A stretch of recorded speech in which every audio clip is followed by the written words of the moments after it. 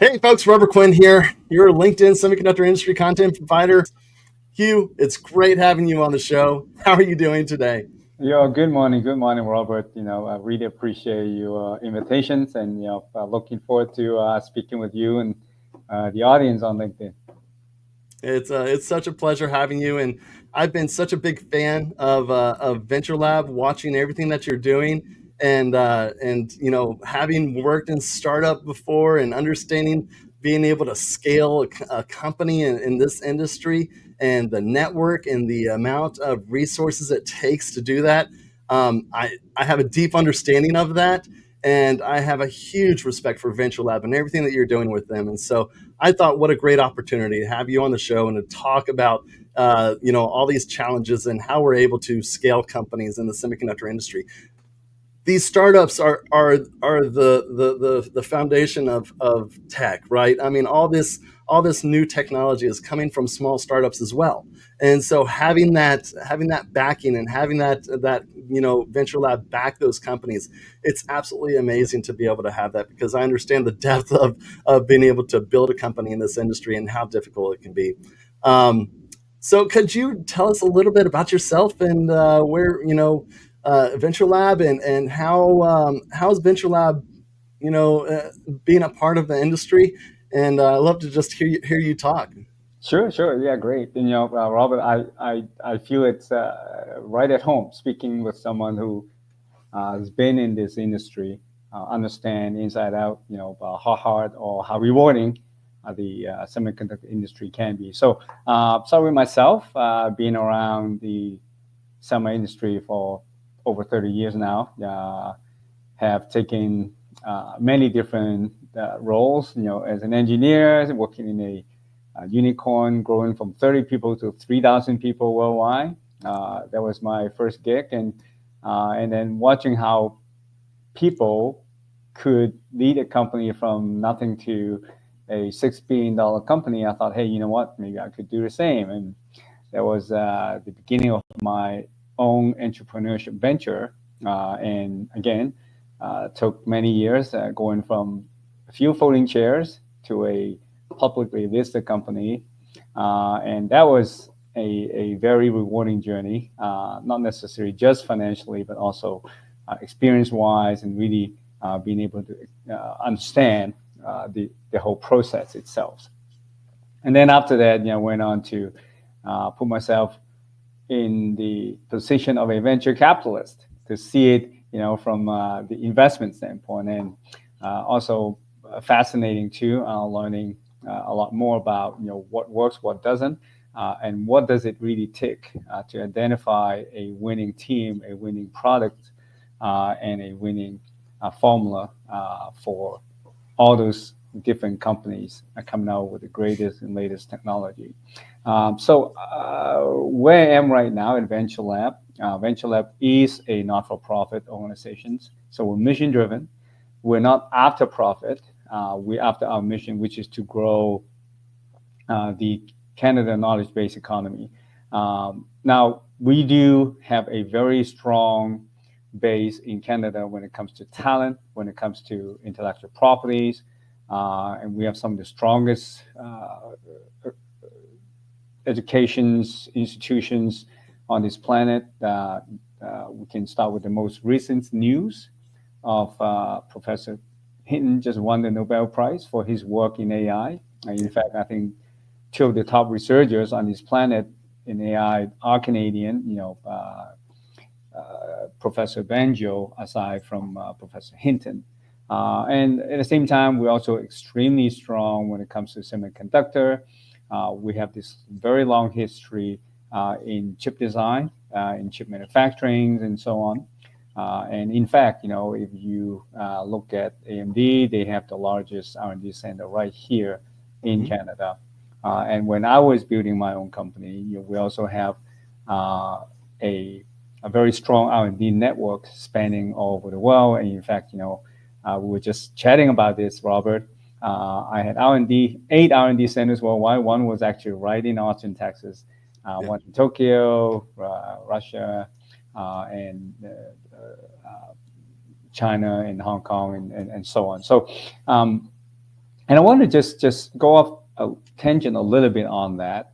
Um, you'll find that in the chip industry, there's always uh, successful companies. They always have a number of R&D centers worldwide, and they do it for a common reason, which is that not necessarily just for R&D, but for support, for supplier, for channel, because the semiconductor industry, it is a global industry. It has to be a global industry, and the reason is because the investment going into the semiconductor, each of the product itself is so immense that if you don't access the entire world for market, for supply chain, for talent, you're not going to be able to compete.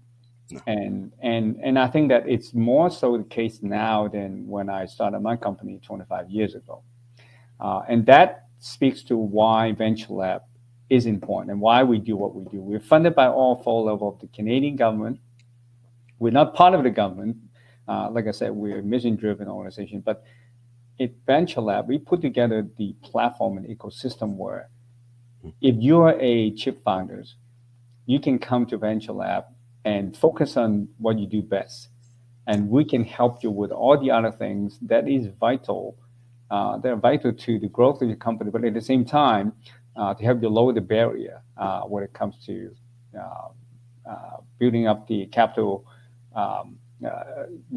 building up your engineering capability with a lower capital expenditure, having access to IP professionals to help you protect your intellectual property, to get access to investors from a wide spectrum, whether it's angel or all the way up to fund of fund. That's what we do here so that the founders can actually focus on what they do at a much lower cost than they would have been otherwise. What we do here is just to increase the chance of succeeding. That's all. I mean, it is a number game at the end of the day, but we want to make sure that we give them the best chance to succeed in this competitive world. That is so true. And it is so competitive. And I keep telling people, uh, everybody talks about, well, this is going to be an American product. This is going to be an Asian product or whatever. It takes 30 something countries to be able to put this together. Between the minerals and the mining and everything that has to happen to be able to make these incredible phones that we carry in our pocket that are more powerful than some of the first spaceships that went to space. It's absolutely amazing uh, the intricacy of being able to put together this huge ecosystem of the semiconductor world, and being able to work from mining minerals to being able to have the different IPs and collaborating with different intellectual properties and putting everything together. Wow, what an incredible venture to be able to do that and to scale a company in that ecosystem is so challenging.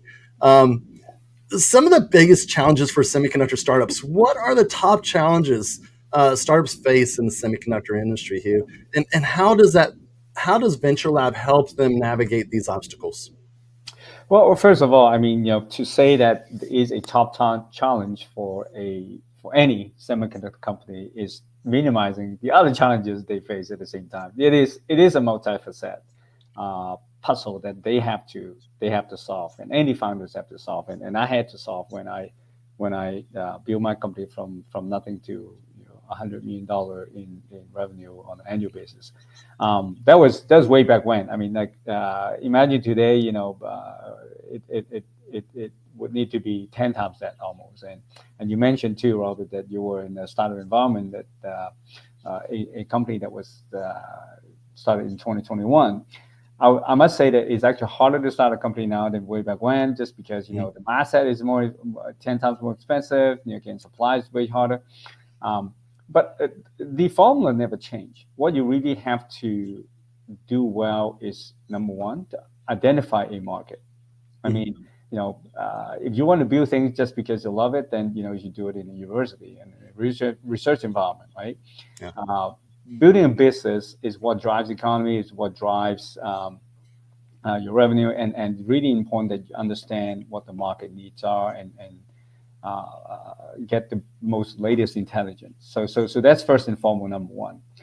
And then number two, it's to really understand, how do you fit the technology that you have to meet that market needs. And number three is to make sure that you have the talent and the network to do that cost effectively and timely, right? So now, once you laid all that out on the table, you realize that what you need, number one, is that you need talent, you know, uh, in addition to the network that you have to create. And Robert, you used the term of relationship, right? Yeah. Um, you need talent to help you get the market intelligence, talent to get you into the right customers, uh, get you the right intelligence, get you the right channel partners. You need talent to build the right product. So talent is always a very, very big topic. The second thing is about investment, right? And you know I would say labor costs, talent cost itself is one of the most highest expense item on your P&L anyway.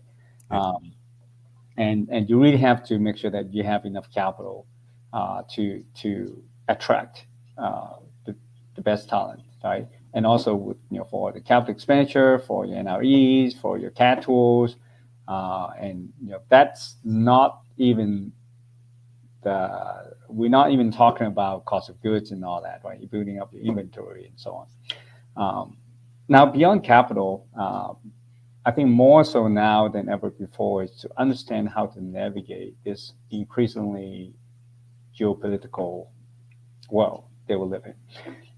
A lot of people say that, well, this is new, it's never like this before. I would say to you that, what, the world has always been like this, right? Always been. I still remember when I was building my company way back in the early 2000s, you have to deal with export control.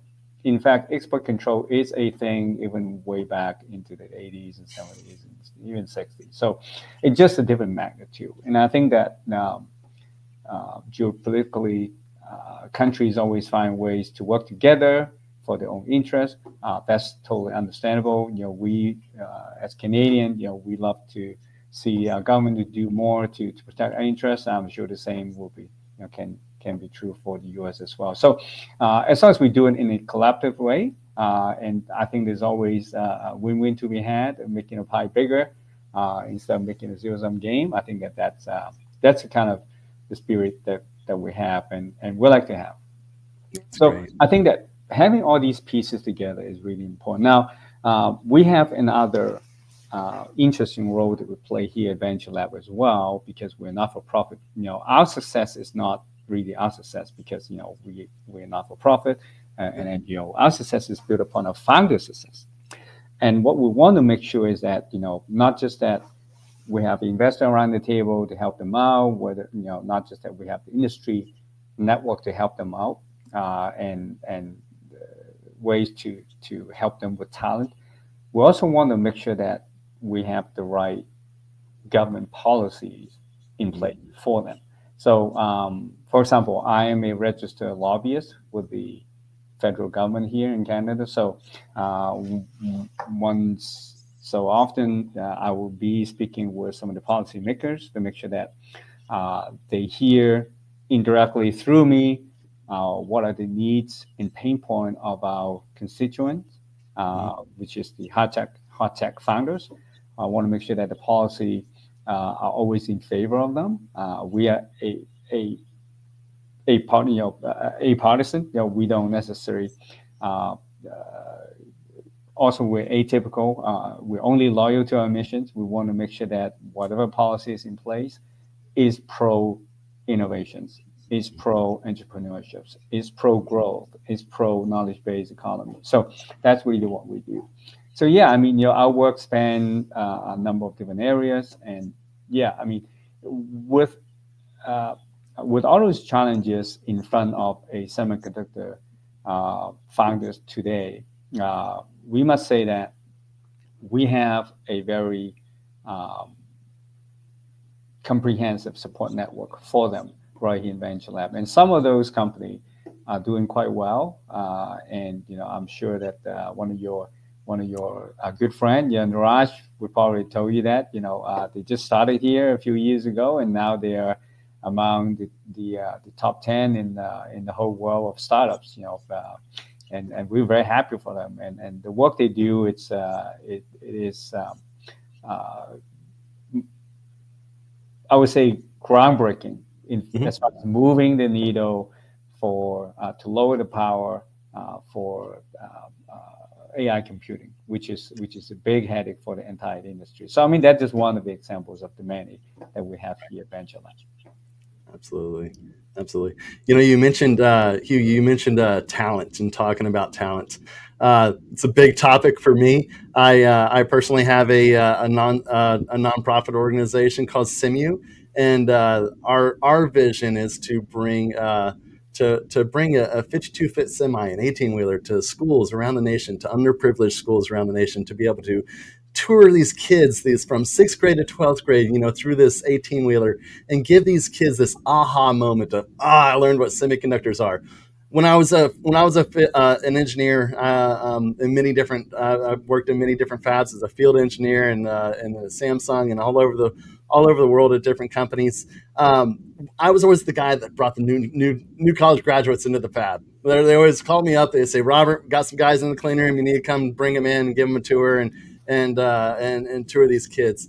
So we would, these new guys, they would come in and they would gown them up, put them through the air shower, and we would walk into the fab, and it was just amazing to see their face whenever they would walk into the facility. They'd just be like, "Oh my gosh!" Like those 500 robots flying over your head. There's, the fab is humming like a train engine, and you're walking down the road, and this is $1 billion road because this is $1 billion of equipment right here. And so, being able to see their faces, and I just always like, gosh, if you could harness that excitement, we would have people beating down our door to come work in this industry. And I just I was always so passionate about that, and being able to, really bring that excitement to kids, and telling the kids about the semiconductor industry and what we're doing. And I mean, my gosh, I was, we're creating an environment inside of these chambers that's 10 to the negative 9 torr. That's deep space vacuum. Then we're injecting a plasma as hot as the surface of the sun. We're exciting the molecules and atoms inside of these chambers, and we're doing processes like atomic layer deposition at 3 nanometers. 3 nanometers is 21 atoms wide. And to put that into somebody else's perspective in their mind, it really, like, they're like, oh, wow, this is cool. This is really on the bleeding edge technology, and it really is. And so I work the startup. I do a lot of I bring kids to the University of Texas JJ Pickle Lab. We do tours of the fab, striking plasma on equipment, and teaching classes to kids there while we're trying to raise funds for the SIMU, and trying to build this unit. But how does Venture Lab assist startups in attracting skilled professionals to build strong teams and face the global talent shortage? Like, how are they helping companies that way? Well, I mean, first of all, Robert, when you were talking about those kids walking down that $1 billion road, I mean, like you look like a kid yourself, and that's the kind of excitement that I see it in myself too, and many of our colleagues, is that first of all, you have to be really passionate about innovation to be doing what we do, right? And I always say this is that if human we don't innovate, we would still be eating our meat raw, right? I mean, we wouldn't have made fire. That's when innovation started. Some 100,000 years ago. I think that harnessing the passion is one thing, and like I said, and the example you used was actually a good one. To really get young people motivated, even at a very young age. But at the same time, what we do here to really solve the talent challenge for founders are many facets. Uh, First thing first, if you actually, we just had a roundtable with a number of the industry uh, partners from early stage startup to MNC with some of the politicians here in Canada, and we don't do it just for Canada. We do it to really let the government understand what is the pain point for the founders is that they would say, number one, they never have enough talent. Right. Number two is that you can't just pick a kid out of school. Keep this in mind, Robert. That the kids you're talking about, even if they're excited, they still have to get through elementary school, high school, get the calculus done, and then get a college degree in engineering. And even that, the industry will tell you that you can't just pick a kid out of school after they graduate from engineering and think that they can be productive right away in the chip industry. It just doesn't work like that because they don't teach kids or undergrads exactly what's needed um, in the semiconductor field, or maybe the field is just changing that quickly. So usually it takes a few years of training, right? So that's number one. And even as simple as layout, I've done layout before, and I learned layout in school, but what they learn in school, what they teach in school, is just not exactly what you needed, you're required to do at work. So um, that's number one. Number two is that there are a lot of skilled workers too. I mean, people always think that, oh, you know what, in the semiconductor industry, it's just all engineers. It's not. I mean, No. uh, you need people to operate. You spoke about a fab, Robert. The 3 nanometer fab. Yes, for 3 nanometer fabs, it's likely going to be full robots. I mean, the fab itself doesn't have to be class 10, probably class 100. It's inside the vehicle that's what the cleanest design, right? But not all products are made by 3 nanometer geometry. In fact, if you talk to some of the fab, and they still run 0.18, they still run 90 nanometer, and some of the power electronics you mentioned, they even run with different process and different materials, not just silicon, right? They have silicon carbide, they have germanium nitrate, so on and so forth. So the semiconductor industry is a very broad and large field. It's not just all about GPU and 2 nanometer, right? Um, and even when you're done with the silicon, you need to have advanced packaging. You need to, have substrates. You need to have testing done, not necessarily, production testing, but also, you have to do environmental testing. You have to do FCC testing. You have to do the ROHS, reliability, oh, no, yeah. So you need skilled workers, and the development of skilled worker just not very systematic right now. Doesn't matter which country you go to, right? So I think that the talent issues are actually not just. I mean, we always talked about it as if, oh, just university crank out more graduates going to work. It's not, and it was quite evidence of that when we had the roundtable, having the industry speaking to the policymakers at the time. So what we do here at Venture Lab, it's at least uh, to at least have a dialogue, so that the industry um, participants, not just startups, if you're successful at startup, you become a scale up. So we have people in the scale up area too. And when you're successful being a scale up, you become an MNC and a large cap company. And your need doesn't go away when you get larger. In fact, your need just get larger as your company get larger, right? So what we do is to at least to make sure there is a dialogue there. So government policy is well placed. Uh, but we don't just speak with the government. We also have a very strong network with the academia. And as I talked about, it's not just university, not just grad school, No. community college, because that's where a lot of skilled workers being trained or retrained or tooled, right? And so that's what we're trying to do. And at the same time, we also want to make sure that companies have access to talent elsewhere. I mean, Canada is an immigrant country. We're very, very sparsely populated. We have a very large, area, very small population.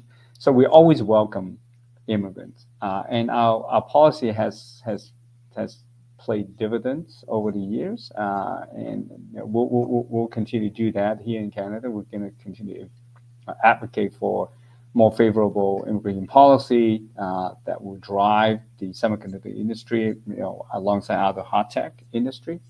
But at the same time, understanding that even with such a favorable immigrant policy, it's going to take time for talent to come to Canada.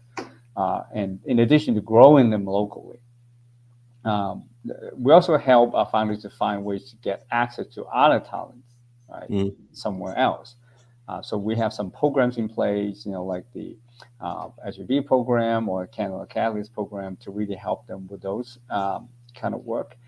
So what we do is really trying to understand in depth what is impeding our founders' growth, not just startup but scale up, and really work with them and come up with solutions to help them. Now, obviously, we cannot solve the problem 100% for them, but if we can make it 10% easier, then their chance of succeeding is 10% higher. And that's just that. Yeah. Well, and challenges in startup, I would say, having gone through a startup, one of our biggest challenges was overcoming funding barriers. What role does Venture Lab play in helping semiconductor startups secure funding and gain investor confidence, given the upfront cost? There's so much. And I hear so many different stories from around the world, talking, people in Europe saying the challenges that they have versus the people in San Francisco and the challenges that they have. It seems to be very geographical and the different challenges for the different regions. But how are you helping companies overcoming those funding barriers? Well, I mean, we are not an investor, but at the same time, we do have a very comprehensive platform that brings together all the stakeholders. Well, first thing first, before we talk about how we can help companies get more access to capital, we also have to help them in terms of how to use their capital more efficiently. Right? So I think the two goes hand in hand. And that's the reason why we have this Howard Catalyst initiatives here. We have the only lab in Canada that is built by an incubator like ourselves that allow our founders to access some of these otherwise extremely expensive equipments, $1 million a piece, oftentimes, so that they don't need to. They can use their money somewhere else. They can use the money on building sales teams. They can use the money on R&D instead of getting locked up with all the liquidity with these like very expensive capital expenditures. So, quoting some of the founders that we have, we save them $4 to $5 million easily a year, and that is $4 to $5 million that they don't have to raise, or if they had raised it, then you could apply it to somewhere else to grow the business. So. With that in mind, we are able to attract a lot of investors coming to the table and kind of go, hey, wait a minute. Let's say I were an investor, if I invest in a venture lab company, my $4 to $5 million go a long way in growing the company instead of getting locked up in some kind of capital expenditure, right? That is just one of the many things that we do for our founders that add value to what they do, and then add value to the investor who would invest in them, indirectly, right? So we spoke about talent. We also spoke about IP help. We have programs to help a company to protect their IP, to do the filing with a fraction of the cost or a fraction of the cost. Otherwise, they have to go retain a top IP law firm. We help them get access to some of the government funding, tax credits, and so we have them get access to some of the industry partners overseas that they wouldn't be able to get access to otherwise unless they pay like a lot of money, put a lot of people on the ground. So, I mean, all these things combined together create huge value to this company, and then in turn create huge value for the investor. So that's why we're able to put together what we call a hot tech investor network, which we launched last year. Today we have over 80 investors in that network. Like I said before, all the way from angel to institutions, the fund of fund, and a full spectrum, because we don't want our founders, if they're successful, let's say that we only have angels around the table. One is successful, then, the check size is going to be so much bigger. And then suddenly now uh, the dry powder runs dry. And we don't want that to happen. We want to make sure that we have a group of keen-minded investors who would be walking with the founders every step of the way in their growth journey, right? So that's really how uh, uh, the concept behind how we put together the Hot Check Investor Network. So there are also many other things that we do, but I think in all, what we're trying to do is to continue to add value to what the founders do, Mhm. lower the cost, make it more attractive to anyone who would want to invest. And then, they will come to us to really take a hard look at these companies. And some of them actually some of these founders are able to benefit from this network and the work that we do along the way. Absolutely, absolutely. And having that investor confidence with the venture lab backing, it's just so important. I think to have that confidence of I as an investor, you may not know and understand the industry as well as as somebody like Venture Lab does, and I think having that confidence of that backing is absolutely incredible to have. Because I hear a lot of investors talk about, like, I'm investing in this, but I don't understand the technology, and so that's a hard place to be. And so, yeah, Well, I mean, Rob, you raised a very good point there that I almost forgot. I mean, we have a very deep bench of advisors here as well. Close to 100. Now, I myself has been in the summer industry for a few decades now, but even I can tell you that I don't know everything, right? And like I said, I worked on GPU like product, complex SoC. But when you talk about power electronics, electronics semiconductor that can handle 100 volts, thousands of volts. That's beyond my capability because it's such a wide and deep field. So having a very strong advisor bench is mhm, going to help our founders and our investor network to really mhm, get to understand some of these technology issues, some of the supply issues, some of the industry ecosystem issues way better than the investor could have on their own. So I think that we provide value wherever we can. The whole concept is to lower the barrier and lower the risk.